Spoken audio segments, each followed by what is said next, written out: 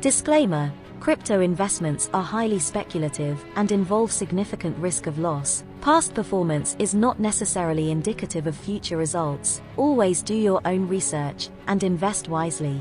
Why EOS? Why crypto? Volume 2. In economics, inflation refers to a general progressive increase in prices of goods and services in an economy. And in light of the recent global economic activity, inflation concerns are beginning to sweep the globe, and the impact of which may have significant consequences for the unprepared.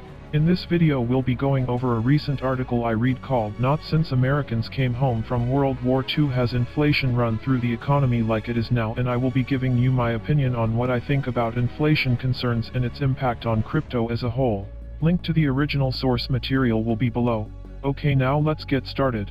To summarize and paraphrase, the article first begins with, "Inflation has not been this high since Americans returned from World War II, and it may continue for months. The epidemic struck the economy hard, breaking conventional business practices and consumer lifestyles. Supply chain interruptions and staffing shortages have made it difficult for many businesses to get back to normal.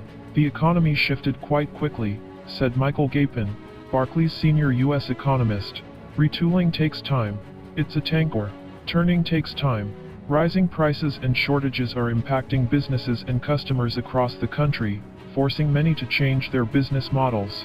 Price pressures, increased demand was fueled by pent-up demand, changing lifestyles, and a lot of stimulus money. But that demand has met a supply network that has been harmed by the pandemic and is battling to recover. Shortages of labor and logistics exacerbate the situation." Gapin estimates that core goods consumption is currently 15–20% over pre-pandemic levels, whereas core services demand has yet to recover. "Whatever economy in any situation would be in difficulty if its citizens demanded 20% more things in a year," he remarked. "People altered after the pandemic. Many migrated to the suburbs and beyond, where they set up home offices. They required vehicles. It's the biggest historical aberration in the relationship between core products and services pricing since World War II," Gapin added. Globally, goods prices have risen. In October, gasoline prices were up 50% year-on-year. Used automobiles were up 26% and new cars were up nearly 10%. Food costs rose 11.9% in October compared to last year, while beef prices rose 20%. It's a demand tale. Autos, used cars, and furniture make up the bulk of that inflation. Stronger items," he remarked. "For decades, essential products have been cheaper than services. It's just incredibly unique to witness this spike in products pricing and trend because of things like technology developments and globalization," Gapin added. However, the epidemic increased goods costs relative to services, creating questions about how long prices will climb. Mark Zandi, chief economist at Moody's Analytics, expects some price drops next year. Meanwhile, consumers and corporations may acquire hard-to-find commodities, driving up prices. But once producers catch up, inventories rise, and overproduction causes price drops. He predicts core CPI inflation, excluding food and energy, to be about 2.5%. It may take until early 2023, but he expects a 2.5% core CPI. He believes prices may be falling again. He believes energy, automobile, and building material prices will rise, he stated, but there is a chance they won't. "We have a problem if these price surges alter inflation expectations and entrench in wage price dynamics," Zandi added. "I doubt we've arrived. The supply shocks cause significant price rises but also sow the seeds of future declines. At that time, prices come back down to earth," he predicts. Rent payment. Many tenants would expect a big increase in housing costs, yet the CPI only jumped 3.5% year-over-year in October. About a third of CPI is rents and owners' equivalent rents. Economists predict rent to rise even as other prices decline. Rents rose 16% from January to October, according to Apartment List, and CPI figures should catch up.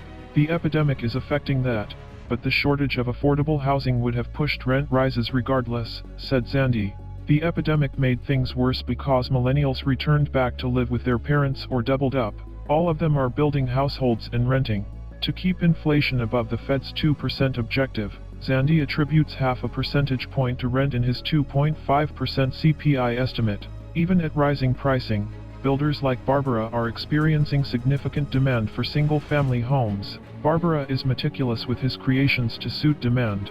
We limited our lot releases so we could better control prices and manpower, making sure we could manufacture what we're selling, he added. We have been lucky. Our trading foundation is stable, but everyone is working 24/7 to stay up. He expects prices to stabilize, except for lumber. I don't see any of our current products or labor prices decreasing. It will peak, but materials haven't yet, Barbara added. The difficulty for small enterprises is efficiency. We had a lot of homeowners say, "This is pricey." Then it's our obligation to explain what happened, Carr says. Except for lumber, everything we see is going up in price. We get weekly price hike alerts. It's a risky market. Except for lumber, Carr says volatility has been one way. These vendors aren't sending me 2%, 3% price increases. I get 10% to 15% raises several times a year, he remarked. Carr claims that housing prices have risen by 25% to 50% in the last 2 years.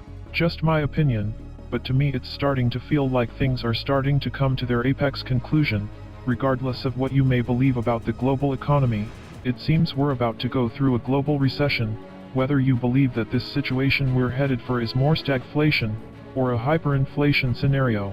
Regardless, one thing is quite clear: there are troubling times ahead, and methodology and processes that weather the storm and previous past economical upheavals, or not necessarily sure to work this go around, in large part to do with over-manipulation of Western economies, largely driven by the desire to mitigate the effect of the pandemic on the overall global economy.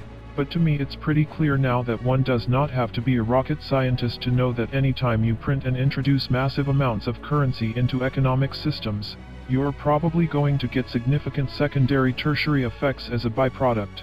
The big takeaway for this article for me was, and I quote, "However, the epidemic increased goods costs relative to services, creating questions about how long prices will climb." Mark Zandi, chief economist at Moody's Analytics, expects some price drops next year. Meanwhile, consumers and corporations may acquire hard-to-find commodities, driving up prices, but once producers catch up, inventories rise, and overproduction causes price drops. He predicts core CPI inflation, excluding food and energy, to be about 2.5%. It may take until early 2023, but he expects a 2.5% core CPI, end quote. Well, there you have it. It would appear that we are certainly not out of the woods yet, and they still expect future rising prices, at least in the near term. The reason why I decided to focus on this article was to highlight the significance of owning assets that at the very least keep pace with rising price inflation, in particular alternative assets like cryptocurrencies. We no longer live in a time where one can enjoy the luxury of being unaware of what is happening around them, and just making the assumption that our global leadership has our best intentions in mind. Protect yourself. Cryptocurrencies will more than likely weather the coming storm ahead, and programmable cryptocurrencies even more so, which is why programmable crypto platforms like EOS mainnet will be so significant to the future in the world of cryptocurrencies when it finally comes down to performance, usability, and adaptability. EOS mainnet quite simply does this in spades, and I believe it will most certainly begin to dominate in the next era to come. To all EOS holders, the future is EOS.